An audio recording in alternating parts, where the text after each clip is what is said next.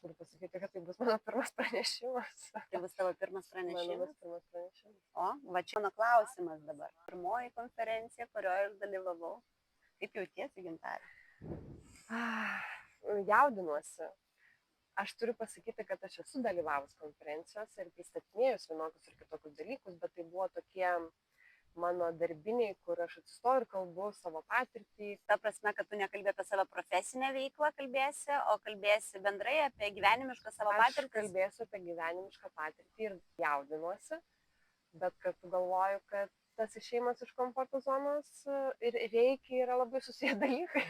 Reikia tą ir daro, stumia iš komforto zonos, kad pažintum save. Apie išėjimą iš komforto zonos. Tai realiai visi tie renginiai, kuriuos tu viešai darai, tai irgi buvo, aš manau, išėjimas iš komforto zonos. Kalbėti prieš 40 000 žmonių, čia irgi netoks, žinai, paprastas pratimas. Ne, žinoma, tai čia vienareikšmiškai, galvojant apie paskutinių 7-6 mėnesių patirtį, tai kiekviena diena buvo išėjimas iš komforto zonos su dideliu užnugariu žmonių, kur mes įvardinam kažkokią bendrą problematiką. Supratau, ten buvo mes, taip, o dabar čia bus aš. Tikiu, kad dalis žmonių, kurie mane pažįsta, atėję į konferenciją, pamatys Gintarę visai kitom akim, kur gali labai juos stipriai sukratyti. Čia intriga. ir nustebinti. Jeigu norit būti sukratyti, tai jeigu žmonės nori išgirsti visą tiesą apie Gintarę Masteikaitę, tai labai lauksim visų. Prašau, Rugpjūčio štai ir 15 dieną. intriga.